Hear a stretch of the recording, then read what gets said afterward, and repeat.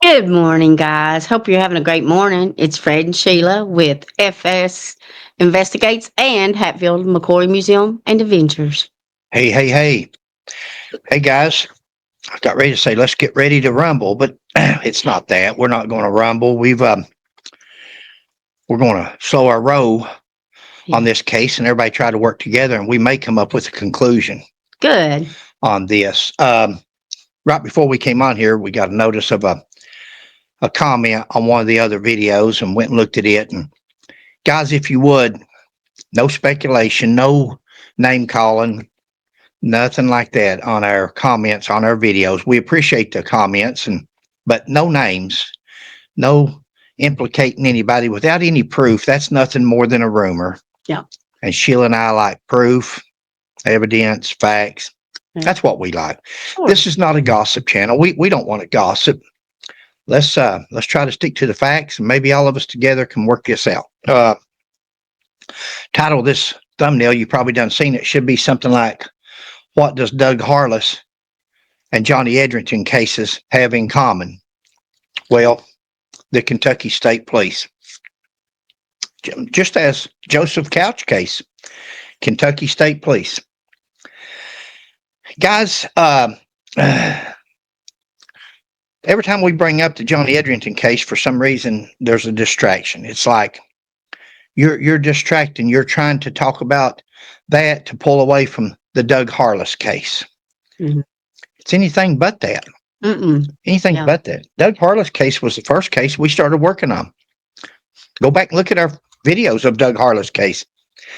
We were probably the first ones to bring out videos on that, talking about search warrants, Mhm. search warrant affidavits, the description, describing the property, if that was a mistake, there should have never been a mistake to it. If there is, somebody didn't review the warrant or the affidavit. Before I go on, I'll talk about that a little bit, where we're at on the Doug Harless case. Love his heart. Yeah, bless their family. If this is like we think it is from the first videos that we done and what we were hearing then, Doug Harless is also a victim. Sure. He's a victim of the police. He's probably going to be a victim of the Kentucky State Police. That's yet to be seen. We'll see what goes on with the grand jury and the evidence that's presented and how they call that. If the state police is ever going to regain credibility, they're going to have to stop with the politics. They're going to have to get out of politics and go back in to just law enforcement. And because the political part in law enforcement does not work out in life for nobody. Law enforcement should be totally. Doug Harless. Doug Harless was at his home. Yep. And asleep when his door come crashing in, and here comes a bunch of guys in yelling, carrying on. What would we do? What would anybody do in that circumstance? First of all, there was no video cameras for any of us to see what happened. Right. Which was against the law. There's supposed to be a video camera. The warrant wasn't even supposed to be inserted after 10 o'clock at night. It's 12 o'clock at night for a weed eater. Sad. You know, the reason you kick down a door, the reason you make entrance like that, police officers, is because it's usually drug related. Drugs are something that is easily destructible, disposed of. You hear that commode, you beat on that door and holler search warrant, you'll hear that commode.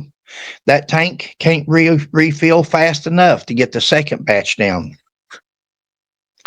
These people have a plan. Regular drug dealers, they have a plan. They know that they could get a knock at the door anytime or a bang, and they've made them a plan. First thing you do, grab the bread box, take it and dump it out in the commode, flush it and all this and that.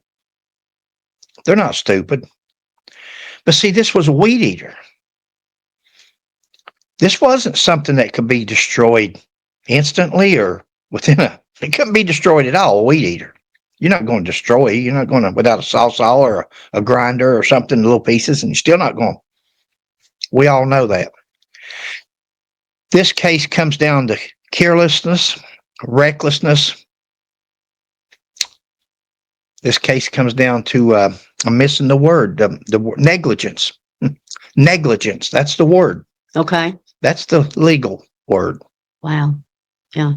Somebody was negligent. Was it the police chief? Was it the assistant chief? Was it a detective? Who was it? There's a chain of command there. And, I know I'm looking at my list here and it says Weddell's clonies. We keep seeing that on different pages. They're Weddell's clonies.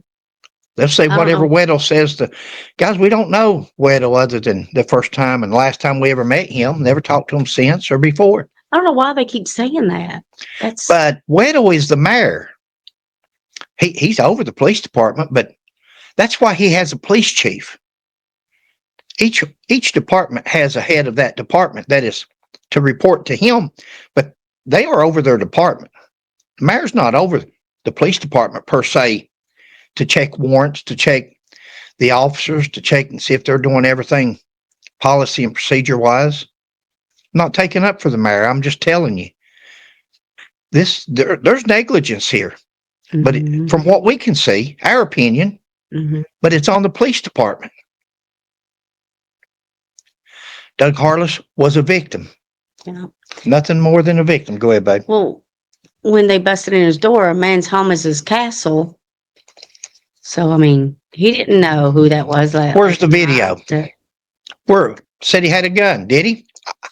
If you bust in here, probably going to meet a couple of guns. Most people in Kentucky and Texas and states like that, probably what you're going to. Yeah. Is that unreasonable at 12 o'clock at night?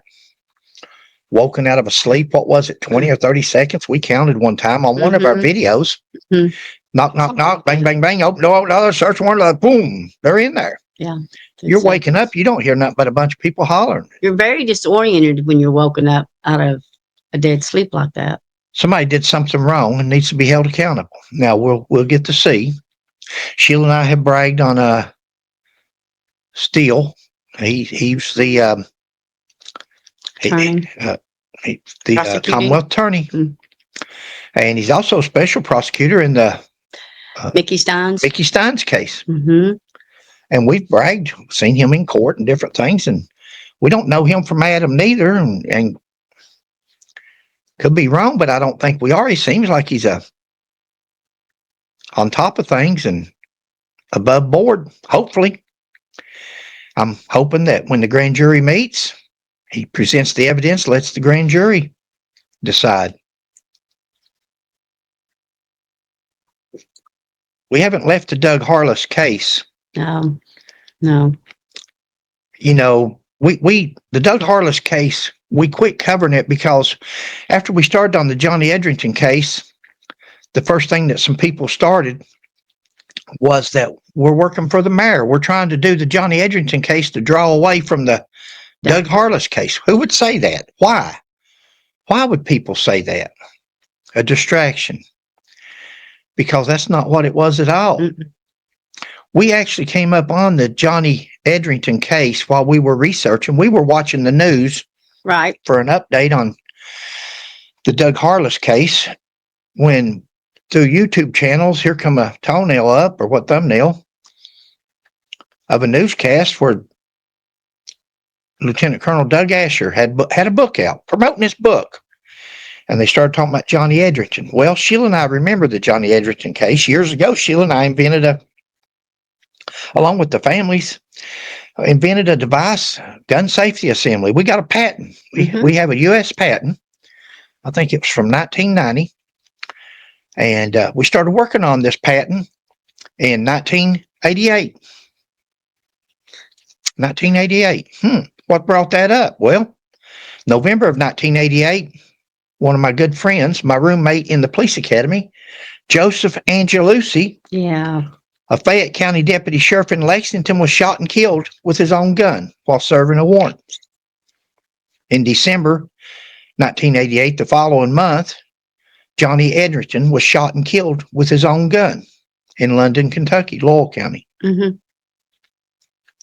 That's two of the things. A lot of police officers that's killed are killed in traffic stops, and they're killed with their own guns. So we invented a device that hooked to your gun belt, and it's like the old keychain. And we showed it on one of our videos and showed the patent and showed Johnny Edrington, showed all of our stuff from back in the 80s. So we were aware of the Johnny Edrington case.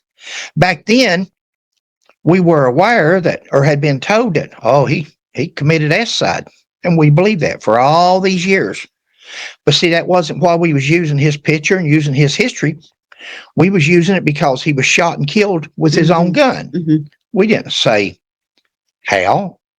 We didn't know how for a fact, but the rumor was from the police academy, from other police officers going to in service and passing each other. And the rumor was he offed himself. When Sheila and I was researching the Doug Harless case, it came across the TV on the news, and we started watching that video, and she's going to play it. Yeah, I'll add it in. This video is going to be long. This video is probably going to be 3 or 4 videos. She's going to splice it up. Okay. This video is not for everybody. This video is for CSI people. This video is for the family. I'm almost 70 years old. My mother had dementia the last 5 years. She didn't know who she was, much less us, but we cared for her. It was a sad. And I can see traits slowly coming on like it did with her. I don't know it. Who knows what the future holds, but just in case something was to happen and somebody was to lose their memory, then it would be on videotape. And that's why we make these videos so long and try to explain every little thing, because somebody come up someday and say, hey, Fred, what about this? And, we try not to leave nothing out. We try to cover everything. so they may be lengthy. Yeah. That's all right. We try to cover it all. So it's not about the mayor. It's not about anybody. It was just, we come up on the Johnny Edrington case and we started doing videos on it too, because the Doug Harless case wasn't going anywhere. Mm. They've had it. Guys, we're getting ready to get, I feel you, babe. We're getting ready to get stunned, though. You're getting ready to get the same thing we got in Johnny Edrington. We're getting ready to get the same thing we got in the Joseph Couch. I believe, in my opinion, I hope I'm wrong. I hope the state police calls it like it is. And if they do, there should be some indictments in Lowell County concerning negligence, carelessness, recklessness. Wow. If there was a charge for stupidity, there'd definitely be an indictment, because that was about, guys, going back to Doug's case, and I may wonder, but that's the good thing about our videos. You never know what, if you turn it off, you never know what you're going to get, or you never know what you're going to miss if you turn this off. So, well, you're definitely going to miss that, because I've lost my train. Okay, here it is. Why, and we've covered it in videos before, why wasn't the Lowell County Sheriff's Department notified? Why wasn't the state police notified? The Sheriff's Department, I worked for several Sheriff's Departments. Well, not several, but a couple. Yeah. And deputies and sheriffs, they know everybody. We serve legal process. We serve warrants. We serve summonses, subpoenas, everything there is. We serve them. So we know where everybody lives. We know most people's character. Have you ever been to this place before? Have you ever had a dealing? Do you think that had they got the Sheriff's Department to went with them, that somebody might have said when they got up there, what are you guys doing here? Well, this is Doug Harless. This is a good fellow. We've never been here. We've never served a paper here. And it might have caught their attention. But see, they didn't want to do that. They didn't want to contact the state police. They didn't want to have the Sheriff's Department. I can understand the state police. State police's credibility is just about gone anymore. The state police look out for the state police, and some of them don't even look out for each other. But anyway, I believe the Sheriff's Department should have been notified, and there should have been somebody from there with them, and that would have helped to explain some things. But see, these guys wanted to do it on their own. That's what makes you think that it was special treatment for somebody. It was something that they wanted to say, we got them. We done it for you. Is it, no, this is just me. It's probably a stupid No, it question. ain't. Is it procedure that you contact, I guess what it is, the No, it's a good local? question, baby. Good question. It's not a procedure. It's in counties, in cities of a certain Courtesy, class, maybe? courtesy maybe. It's not required. Okay. London, I don't know what their population is, but if they're a city of a certain class, I think it's fourth class and up. Mm-hmm. Officers have countywide, or city officers have countywide jurisdiction. Even though you're a city officer, Oh. you can go out in the county, you can do what you want. But even with that, most city departments respect the sheriff's department, the county, and they'll call at least to say, hey, I'm going to be going out here. Do y'all want to go with me? Or I just wanted to let you know. No, I'll go ahead. If you need anything, holler at us. Okay. So Or they'll say, yeah, we'll go with you. That guy's usually, he likes to fight. Rowdy. He likes to, we'll go with you. We'll meet you out there. That's the way it works. They was under no requirement Okay. from what I gather, Okay. but it would be in common courtesy, just like you said, to notify the sheriff's department and said, hey, we're going out here to Doug Harless's 511 Van Zant. And, well, what are you going out there for? Lord mercy, I know Doug. Doug ain't.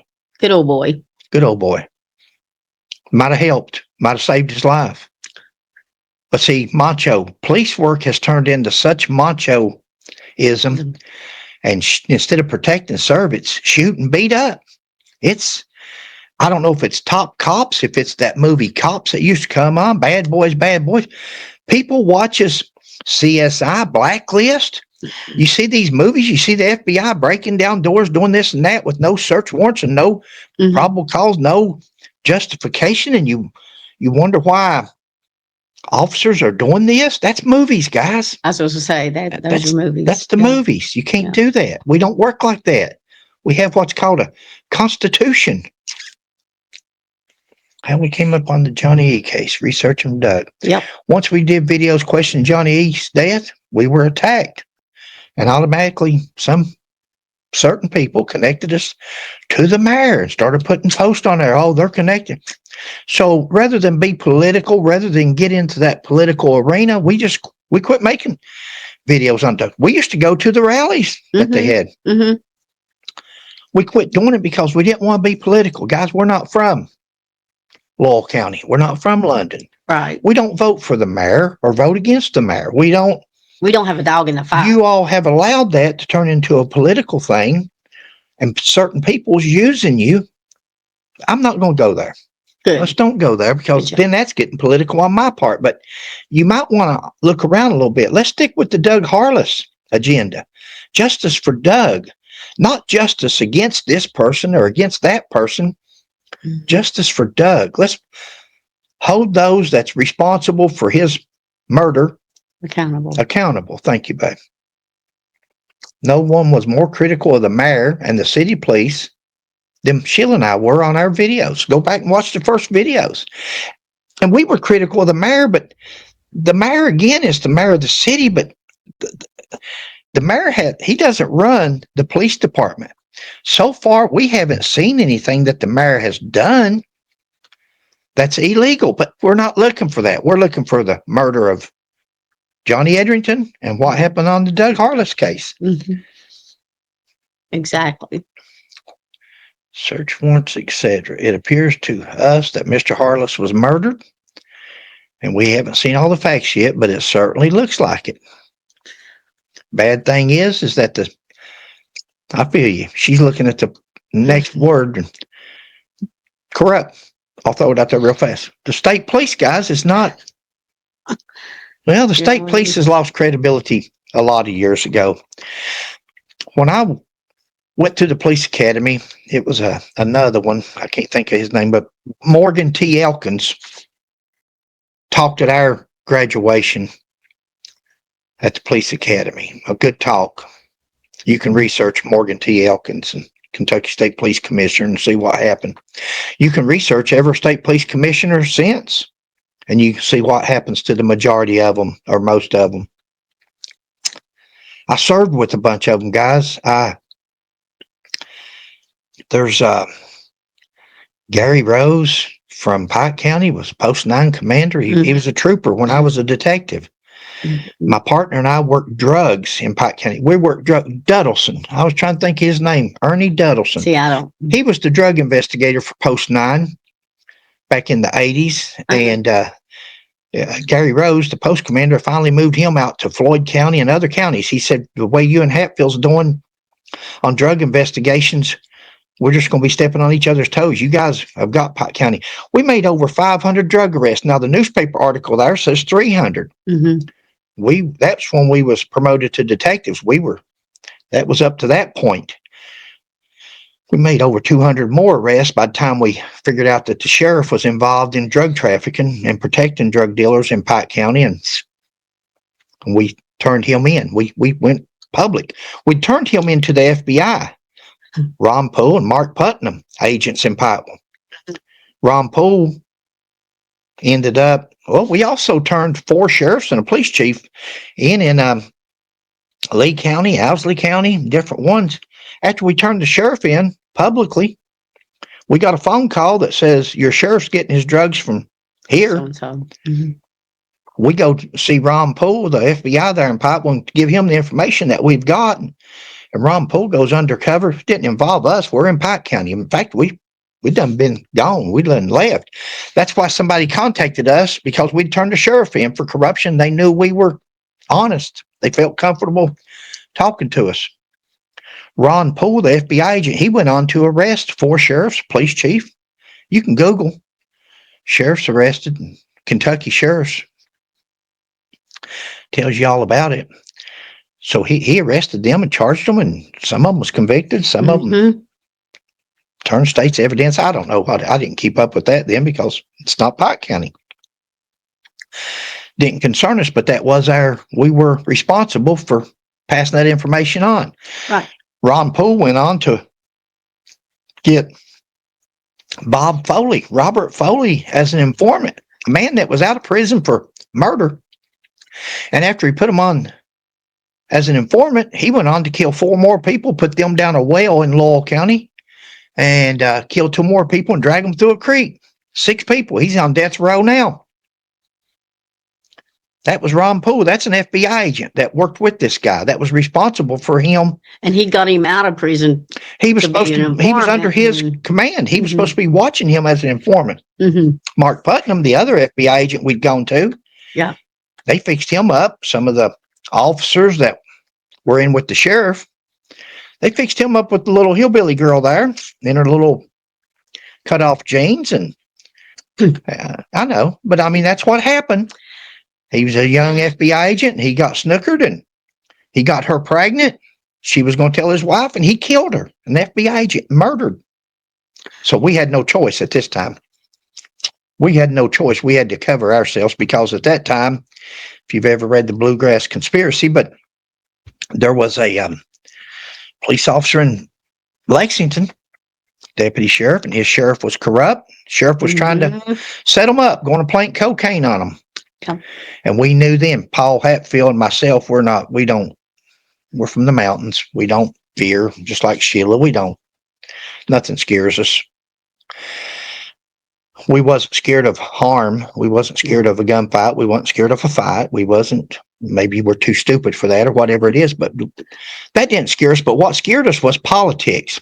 Politics is dirty, dirty, dirty, especially in Kentucky. Politics is the dirtiest thing you can deal with. Don't worry about people shooting you. Worry about people setting you up. Worry about people. That's what happens in Kentucky. That's what happens in some of these organizations. And you can't trust them. So, the governor of Pike County was Paul Patton. That was our county judge for 2 terms. When I was a detective, he was our county judge, went on to be governor of Kentucky. Actually had the state police officers out parked in the parking lot of the Marriott, the hotels, where he would meet this lady at and have time with her. The lady turned him in. They sent her to prison. And he went on to become the president of Pikeville College, now Pikeville University. Never hear mention of his past. Never hear mention of state troopers out parked in the parking lot on government executive security duty while he's inside. Yeah. And that's sad. That's a law enforcement agency. We can't do that. I don't know how we got off on this. And again, That's sorry. what You we was just have talking to- about. It appears Mr. Harless was murdered and all the facts Mhm. ain't in yet. Corrupt Investigating. Mhm. KSP from what we watched. I've got all kinds of stories I could tell you on the state police. I was a police officer for 40 years. Mike Crawford went from a trooper when we was detectives to been over the state police, unit number 1, commissioner. I think he's out by now, but he just spent time in federal prison for stealing guns and ammo and different things, him and other troopers from the state police. I used to work with them. All these troopers, not all of them, but many troopers I worked with. So the state police is not what you would think they would be. Used to be. And the reason why is the administration, the commanders, the commissioners, they're not holding their troopers. And I'm Fred McCoy 40. I show videos of that. One strike and you're out. Police officers should have one strike. When you mess up, you're out. It's like preachers. When we lose our respect and our trust in a minister or a police officer, it should be out the window. No more. He can't lie once. He can't do something one time. One time's too many. He's out. He should lose all trust. Not the most credible agency out there. No, they're not. Over the years, I've seen politics play a role in the state police, just like I think played a role in the London Police Department. I think it played a role, not that I've heard that it was the mayor. If the mayor was in with the county judge that had a weed eater stolen, then if them two's together, I haven't heard that, may have missed it. And then again, maybe they're not connected. Politics in Kentucky is terrible. No cameras, late at night, kicking down the door. Something's not right. You know, guys, what happened? Only one officer felt threatened and shot. Leaves a lot of questions on Doug Harless' case. There's 5 or 6 officers up on that porch. They kick down the door. One officer shoots. No other officers shot, just one. Were they that disciplined? Were they that they held their fire? Calm or whatever. That calm? Or did they not perceive a threat? Did they not see a gun? Did they not see what this officer shot? Was that officer in front? Was he behind it? Who shot? Was there an officer in front of him that didn't shoot? And then he shot, and this officer's thinking, whoa, what did you do that for? I don't know. Was the officer that shot, was he a rookie or was he We don't know, seasoned? Or, we don't know.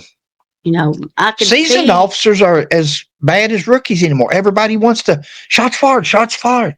For some reason, police officers will grab their radio before they try to do anything. Yeah. They want to put over that radio. That radio can't save you. When you got this going on, you better go hands on or you better be doing something to save your life. That's how cops get killed. They think they got a lifeline through that radio. That radio can't save you. Only one officer felt threatened that he shot. That's sad. Phelps did video on us, insulted us, and claimed special interest on our part. So we abandoned the Doug Harless case. That's when Jimmy Phelps and some of them done, and they'd post in their, we used to belong to Justice for Doug, Justice for Laurel County. We agree with them. They need justice. But I think they've got thrown into a political arena. People's using it for personal use. They made it political instead of holding the KSP's feet to the fire and pressing for the facts. Instead of going after the mayor, they should have been going after the state police saying, hey, we want it investigated. What is it now? 5 months, 6 months out? Nothing on they're waiting for you guys. They're waiting for you to calm down. They're waiting on the heat. What do? If you got a bunch of rowdy people, you got to riot. You got to remove the leader, get the leader of the riot out there, let the rest of them simmer down. That's what they're doing. This case has been investigated. There's nothing more to investigate. It's over. They're just letting everybody simmer down. So it's just going to fade away? They're thinking it's going to fade away. And look here, what's faded away for 36 years. Johnny Edrington faded away 36 years. True. That's true. I agree. Wow. Joseph Couch would have faded away if I didn't bring it up every chance I get. I got disgusted because total lies. Had Sheila not been videotaping, showing who found that body? Total lies. I feel you, babe. You're ratting me out. And ratting you out again, huh? I'm telling you, he tells on me, guys, every time. No, I appreciate you doing that. That's fine. I'm kidding. They made it political. They sidetracked the Doug Harless case, much like people sidetracking the Johnny Edrington case. Guys, we need to work together. We don't need to be sidetracked. Doug Harless, Johnny Edrington, very important cases. Both of them equally. Both men are dead. State police have investigated both of their murders. In my opinion, on Johnny Edrington is a murder. That's solid. Mm-hmm. Doug Harless, we think Doug Harless was murdered. Right. No video that was required. Wouldn't it have been simple to show us had there been a video there? And I still think that one of the officers had a video. I still think they might have been their own, might have been taping. Something up with the paperwork too, right? When they was trying to turn things in, it was missing something, seems like, in Mr. Harless's case. Remember, I had a video worked up in response to the last video that we did, but received new Facebook posts, so we'll respond to them. Guys, we've got another video. Again, this is going to be 3 or 4 videos. She'll just splice it. We're just going to keep on going today. She'll splice it and pick right up where we left off. If you want to watch the second, third part. Because we were doing a video and then people started texting us and calling us on Mr. Doug Phelps, where he had posted a reply to one of our videos. We had replied to his video where he called us idiots. Right. And we responded. You know, guys, in the beginning, Sheila and I never responded to the Phelps. There's one of our videos we do where I say they drew first blood. And they did. Jimmy Phelps had commented or said something on Fred McCoy or something in with the mayor. And we responded with a video. We responded. That's the only time we've responded to the Phelps is when they say something to us. Now Doug has brought up a topic, so we've responded to him, and now we're going to respond to his latest video. He made a little video on his page, Facebook page, and he says that I was incorrect, and we're going to go over that. Then we'll continue on the video that we were working on before. First, like to thank Doug for responding. Sure. Doug responded to our video, and he says he had accused me of saying the case was closed. And on that last video we did at 12:50, to be exact, it's at 13:24. I start talking about it at 12:50. Mm-hmm, okay. And at 13:24, I say, I don't think we have ever said that case was closed. I left room for a mistake because I'm human and almost 70 years old. And probably got a little taste of dementia coming in. You know, we done a video on Easter on abortion. If y'all get a chance, go watch that, because we're talking about cancer. We're talking about God probably sent a cure for cancer years ago. He's probably sent it many, many times. He may have even sent a cure for dementia. Dementia is one of the worst diseases there is. Sad disease. He's probably sent a cure for that, but along the way, somebody has aborted that little boy or that little girl, that fetus that was supposed to grow up and discover the cure for cancer, dementia, sugar diabetes, all these. But through the years, human beings have probably aborted that child. Something to think about. Go watch that video of Sheila's and mine. But anyway, I did say that the case needs to be reopened. Well, if you're going to reopen something, I guess you would take that as it being closed. Yeah. I've never said the case was closed, because had that case been closed, we would have filed for an open records. We would have been there in person Right. filing to see these records on Johnny Edrington. But I left room for mistake just in case, because we have made a lot of videos on Johnny Edrington. I don't think we ever said that case was closed. That was me. I don't think. Well, and we haven't. We've never said it was closed. I did say they need to reopen the case. What I meant by that is they need to reassign. Mm-hmm. And we've used reopen many a times, but reassign, reactivate. That's a figure of speech. It's okay. Doug is right. Yeah. Doug is right. I stand corrected. What I said, but it wasn't what I meant. Exactly. Because we would have hand delivered the records request, but we stand corrected, Doug. You're exactly. I did say reopen the case. So if you're going to reopen it, makes it seem like it was closed. Either way, we stand corrected. Jesus said everything is possible for one who believes. Mark 9:23. Anything is possible, guys, if we believe it. And Sheila and I believe this case is going to be solved. I do. Now, we're going to go through some things here that was posted on Douglas Phelps's site, some comments. Okay. And we respect everybody's comments. Everybody's got an opinion. Everybody's got a... Sure. That's true. I'd like to know what all came with accepting that money from Finding Couch. I'd say there was definitely some stipulations, and old Fred is just having to fulfill what was asked of him. You know, he couldn't give two SHITs about Johnny Edrington's death. Why all of a sudden is he so adamant about it? Is it that he really that concerned? Or yeah. Guys, there was no stipulations made from the mayor on the reward. He simply said that he offered $10,000 reward and he paid it. He done exactly what he said. There was no stipulations made by Jimmy Phelps, because Sheila's going to post it on here in a minute. The mayor didn't even write us a letter. Exactly. What he said to us was on camera that day, and he said thanks and shook hands and gave us a check. That's on Channel 27 News. That's who was there. That's last time we talked to him.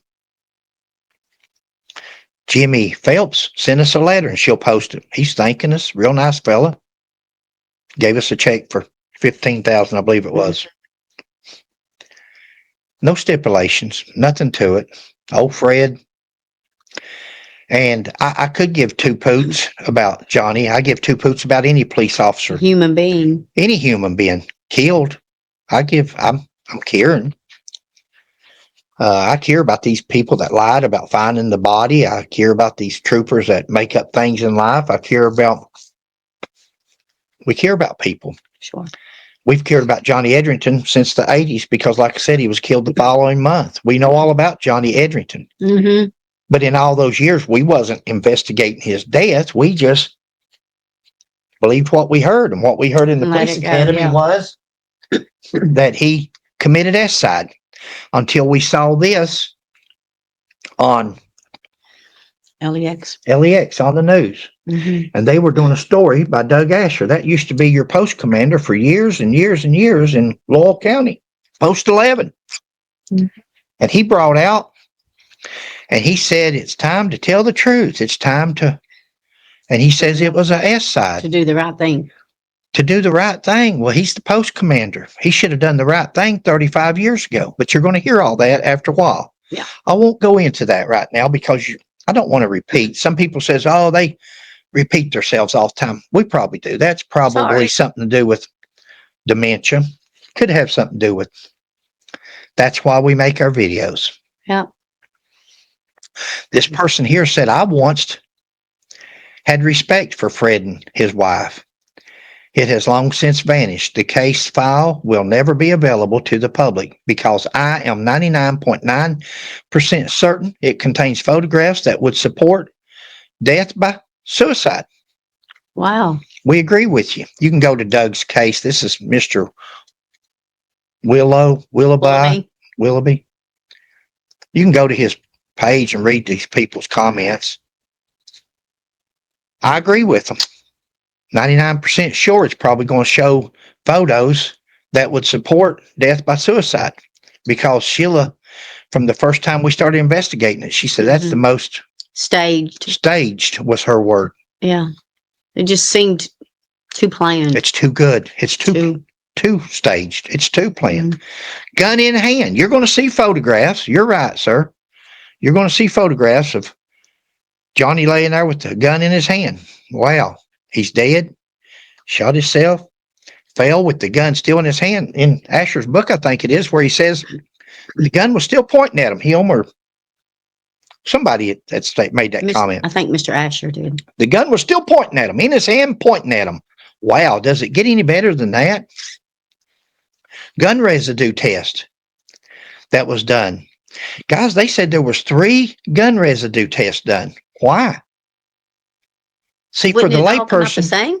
for the layperson, well, you better believe that second 2 is going to come out. Guys, the first gun residue test was done by one of these state troopers. 2 troopers were sent to the funeral home with the body. And one of them done a gun residue test. Now, in the police academy, we're jack of all trades. What is that? Jack of all trades and master of none. Yeah. Police academy teaches you how to take fingerprints, teach you how to take gun residue tests, they'll teach you all this stuff. Don't make you an expert. Gun residue test. He was scheduled to go before the medical examiner at 8 o'clock that morning. Mm-hmm. They didn't get him there till 3 or 4 o'clock in the morning to the funeral home. Was it really necessity? Was it really that? He's in a body bag. Was it really that important to do a paraffin or a gun residue test? Mm-hmm. Trooper said he done a gun residue test and it showed positive. Guys, as a police officer, when you put your gun belt on, right now, you can do a paraffin test on that hand right there, just handling that. Do a paraffin test, and I would guarantee that you're probably going to see gun residue on at least them first 2 fingers. Police officers aren't the best about cleaning our guns. You would think they would, but police officers are some of the worst about actually cleaning their guns. They shoot their gun, they forget to clean it, they're going to do it later on. What's the first thing we do when we put our gun belt on? We put our gun belt on to go to work. We adjust the gun. What's the heaviest part of our gun belt? The gun side. So it's always going to want to tilt that way. So we're going to bring that gun belt by the holster, by the gun, up. Then we're going to put our keepers on. So we just now got gunpowder residue on our hands. Now, if we don't go wash our hands before we do a gun residue test, if we don't put rubber gloves on before we do a gun residue, we're going to have residue from our own hand. When we're holding that person's hand, we're going to have gun residue on our hand. Now we've contaminated that hand. Right. What about when we get through with this hand and we say, let's do the other? Did we go wash our hands? Did we put fresh gloves on to do the second hand? Because if we didn't, we just now contaminated this hand. Makes sense. Yeah. Sure it does. If you use it, that makes sense. If you Police officers are not general academy graduate police officers, have some knowledge, but we're not experts in that. That's why he was going to the LME's office. He was going for a autopsy, a complete examination.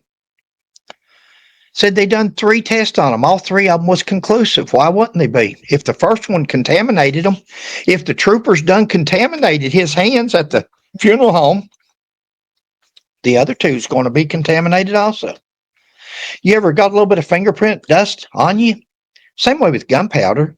Get something like that on you and watch how fast it spreads. And those kits, those Q-tips that you take to each finger and put in the plastic bag, it's going to pick that stuff up. Also at the funeral home, guys, they took a bullet. The funeral home director, not an ME. I'm not sure if he's even a physician. I'm thinking it was just a funeral home director. Wow. I could be wrong. I don't think he's even a physician. But the bullet went through Johnny's head and was protruding out the back of his skull. I guess they were looking for an exit wound and they see something sticking through the back. It didn't break all the way through the skull in the back, so they reach and pull it out. Sorry, babe. It's all good. No worries. They took the bullet out of the back of his head Hmm. and sent it with them to the autopsy. Let's see if that comes important here. Let's see if that's important at all to this case, to Johnny Edrington's case. You all can Google this. Google homicides that were made to look like suicides. Okay. It'll come up on Google. It'll show you photos. It'll show you case after case after case. I've got 3 here. Just listen to me if you would. Okay. Deaths related to homicide and suicide gunshot wounds, GSW gunshot wounds, are common in the United States. In most instances, investigations allow for relatively straightforward differences between homicides and suicide. Occasionally, however, such differences prove to be quite difficult, with some cases ultimately being certified with an undetermined manner of death, MOD, manner of death. You know, guys, you'll hear on one of these videos or on his Facebook page where he says that the ME Hunsaker had ruled it a homicide. That's not true. It's not true, but we'll play that video for you later. But Hunsaker had actually ruled it undetermined on Johnny Edrington. Undetermined. Hunsaker's a young medical examiner. He's a young guy at this time. That's why it took older guys. The state medical examiner, David Jones, which I worked with on cases and knew, and intelligent man. George Nichols, the chief medical examiner. The famous guy that Vincent DeMayo done the autopsy on Lee Harvey Oswald. All these people, the FBI, all these people that were involved. Hunsaker was a young ME at the time, but you'll hear him say that he'd put down undetermined on his. Mm-hmm. That's what they're saying here, that some suicides and homicides they can't determine, so they put down undetermined.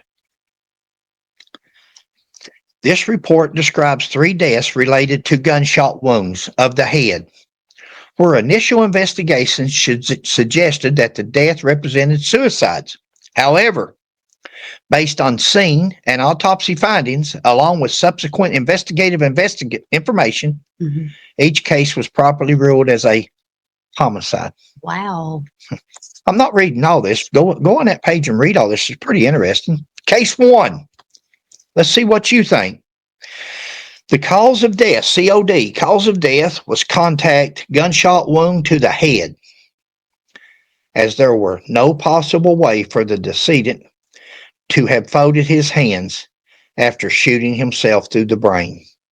See, this guy, there's pictures there where he's laying there sleeping like this with his hands clasped together. That's the way he's sleeping. Mm-hmm. And somebody has shot him. Contact. They put the gun up against his head, pulled the trigger, but he's sleeping like this. Now they didn't take his hands and pull apart or do something like that. They just left him, just like somebody made a mistake with Johnny E. And instead of putting the gun in his right hand, his dominant hand, they put the gun in the wrong hand because they're facing toward him. So their right is actually Johnny's left. They didn't think about that, but they were in a hurry. So his hands are like this, have folded, and there's no way that he could have shot himself through the brain. And it was subsequently ruled a homicide. Police were immediately notified. Subsequent police investigation revealed that the decedent had been involved with drug dealing. Another dealer confessed that he had shot him in the head while he was sleeping on the floor, leaving the gun adjacent to the body to make it appear that the decedent had shot himself.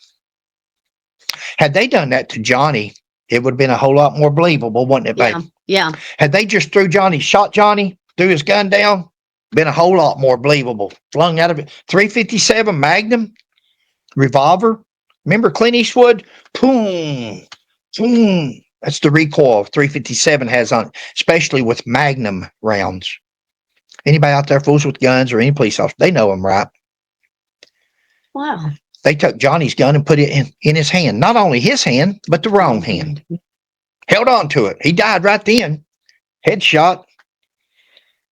You don't do that. You drop. Your body drops. You drop. Everything you got drops.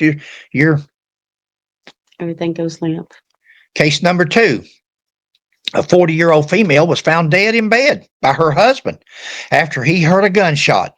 Initial investigation, including interviews with the husband, suggested that the case represented a suicide. A 9mm semi-automatic handgun was found adjacent to her body. The woman had suffered from depression since being kicked by a horse approximately 14 months previously. That's what the husband told the police. The autopsy revealed 2 apparent exit-type wounds to the left side of the forehead, as well as a single entrance wound. Wow. Guys, let me finish. The cause of death, 2 to the head. Mm-hmm. That's you. Is it? Yeah.